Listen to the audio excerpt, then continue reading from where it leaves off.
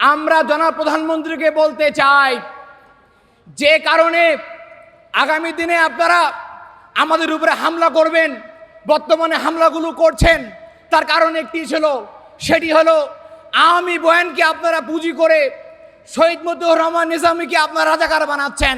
আমরা বলতে চাই, যদি হাসিনার ক্যাঙ্গারু ট্রাইব্যুনালের মাধ্যমে মতিউর রহমান নিজামী যিনি শহীদ হয়েছেন তিনি রাজাকার হন, তাহলে তারেক রহমান আপনি নিজেও ২১ গ্রেড মামলার একজন হামলাকারী এবং একজন আসামি।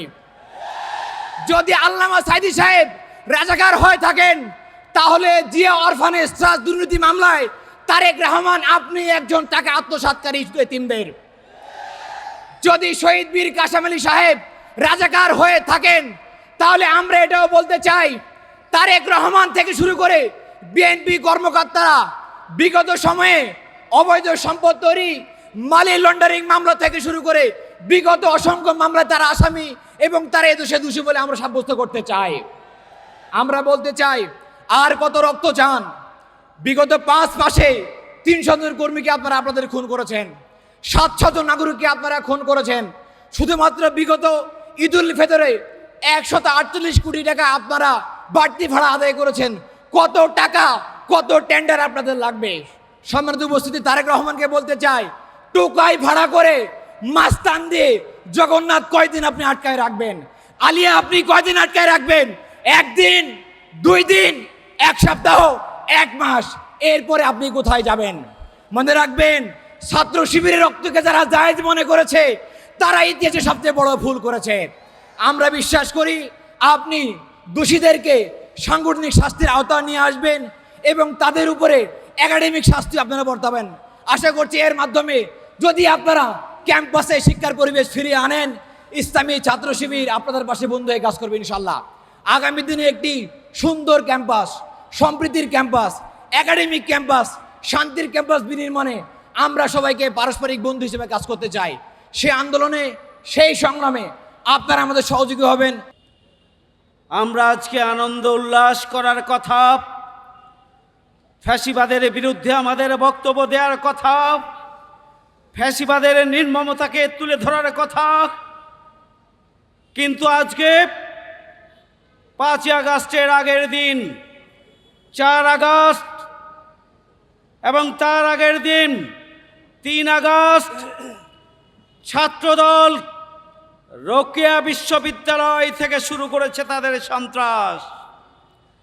জগন্নাথ বিশ্ববিদ্যালয়, ঢাকা কলেজ এবং ঢাকা আলিয়ায় সাধারণ ছাত্র সহ নির্বাচিত ভিপিজিএস সহ ইসলামী ছাত্র শিবিরের ওপরে নির্মমভাবে হামলা পরিচালনা করার মধ্য দিয়ে এটি আজকে দিবালোকের মতো পরিষ্কার হয়েছে, ছাত্রলীগ এবং আওয়ামী লীগ যে পথে হেঁটেছিল, ছাত্রদল এবং বিএনপি একই পথে যাত্রা শুরু করেছে। সংগ্রামী ভাই বন্ধুগণ, ছাত্রলীগ এবং আওয়ামী লীগ, ইসলামী ছাত্র শিবির কাকে বলে, কত প্রকার কি কি তারা জানেন বলেই গণঅভ্যুত্থানের চূড়ান্ত পর্যায়ে এসে ইসলামী ছাত্র শিবিরকে তারা নিষিদ্ধ করেছিল। মনে করেছিল ইসলামী ছাত্র শিবিরকে, বাংলাদেশ জামাত ইসলামীকে নিষিদ্ধ করার মধ্য দিয়ে চলমান তৎকালীন গণঅভ্যুত্থানকে ভিন্ন খাতে প্রবাহিত করে ফায়দা হাসিল করতে পারবে। কিন্তু সেই দিন চরম ধৈর্য, সাহসিকতা এবং প্রজ্ঞার সাথে ইসলামী ছাত্র শিবির সিদ্ধান্ত নিয়েছিল চলমান গণ আন্দোলনকে এগিয়ে নিয়ে শেখ হাসিনার পতনকে ত্বরান্বিত করাই একমাত্র লক্ষ্য। হাসিনা ভালো করেই জানেন ইসলামী ছাত্র শিবিরকে, আজকে ছাত্রলীগ ভালো করে জানেন ইসলামী ছাত্র শিবিরকে। ছাত্রদল আপনারা নতুন করে চেনার কাজ করবেন না, নিশ্চয়ই 5 বছরে আপনারা ইসলামী ছাত্র 5 মাসে আপনারা ইসলামী ছাত্র শিবিরকে বহুভাবে উস্কানি দিয়েছেন, লাভ হয় নাই। জগন্নাথ বিশ্ববিদ্যালয়ে আপনারা ন্যাক্কারজনকভাবে হামলা করেছেন। আমরা এই হামলার তীব্র নিন্দা এবং প্রতিবাদ জানাই। ক্যাম্পাসগুলো দখলের যে পরিকল্পনা, ইসলামী ছাত্র শিবির ছাত্র সমাজকে সাথে নিয়ে ছাত্র দলের যে কোনো ধরনের সন্ত্রাসকে রুখে দেওয়ার জন্য যথেষ্ট। আমাদেরকে জুলাইকে ভুলিয়ে দেওয়ার চক্রান্ত করা হচ্ছে, জুলাইয়ের চেতনাকে মুছে ফেলে দেওয়ার চক্রান্ত করা হচ্ছে, জুলাইয়ের আকাঙ্ক্ষাকে ভুলুণ্ঠিত করার জন্য সরকার এবং ছাত্র দলের পক্ষ থেকে চক্রান্ত ষড়যন্ত্র করা হচ্ছে।